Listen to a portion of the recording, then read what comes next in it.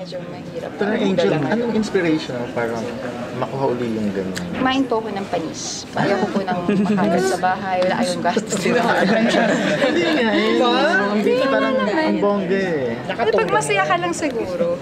Baka sumusunod na yun. Handa ka na ba sa Diana? Oo nga pala. Kailan malilipad? O kailan na ba? Malapit na. Malapit na. Kasi malapit na malapit. Malapit na. Within this week. Tinatapos. Alam ko po. Right after yung movie niyo ni Ate V.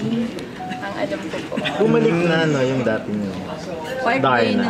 Talaga, thank you naman. Medyo medyo matagal din naman yung struggle natin. Pero okay lang. Kaya pati Ganun face mo tao lumilit eh. na. Ilan ang bewang Big mo? 3-0, ano pa yung mga gusto mong nangyari sa career? Marami pa eh.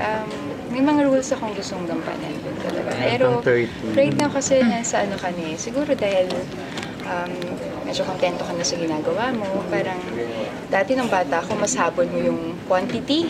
Ngayon, quality talaga. So excited ako sa mga proyekto na naniniwala rin ako dun sa mga pinagdalaban. Kaya ba hindi ka tulad dati na sunod-sunod yung teleserye? Dati sunod-sunod nga yung teleserye ko, pero parang hindi ko pa masyado naiintindihan. Hindi ko naiintindihan yung ginagawa. Nakaka-break ka ngayon.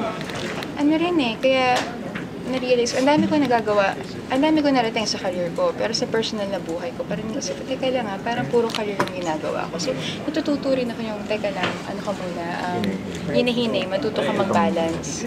Angel, Sige po, invite na po tayo. So, pasensya na po. Oh my God. Sa siya yung nanay ko po. Overcome po siya sa MMK. May love scene daw May love ba? scene ba kayo ni Coco? Wala nga nire-request ko. Wala. Kiss. Meron naman. Merong isang lumusot yata. Ano yung Hindi discover gusto ko mo? talaga siya katrabaho. Ano yung Natutuwa na-discover talaga mo ako. kay Coco dito sa first working with him, di ba? Na-discover mo sa kanya bilang Alam ko, base sa mga kwento ng mga tao na napaka-humble na, mabait siya na tao, pantay-pantay siya para may pag-usap. Pero nakakatuwa pag nakikita mo na harap-harapan. Lagi lang siya nakangiti. Ang ganda-ganda ng ngiti ni Coco. Yung kahit pagod ka na, yung matatawa ka nila. Kaya siguro MMK barkadahan episode yung ginawa namin. Tawa na kami ng tawa. Ang sensya namin dito. And siguro dahil masyado namin nire-respeto yung story. Nagkakaintindihan na kami na o pag trabaho. Pero pag off-cam, ano na lang, enjoy na lang natin kasi lampas mga 36 hours na kami nag-taping yung mga. Jen, may costume ka na ba for Diana? Nasayo pa daw. ganda naman. Thank you. Thank you. Wala pa. Angel, Hindi mga inaayos sila pero kasi hindi pa ako pwede magsalita. Sorry ha, pag Thank you na meron po. ng May update. pag meron ng pwedeng sabihin. Opo, sige. Salamat po. Angel, now that you're, Angel, ngayong 30 ka na, may mga fears ka ba na nawala na ngayong nandito ka na sa age na parang na medyo parang noon fear, ngayon parang feeling mo hindi na kung na pala dapat iniisip.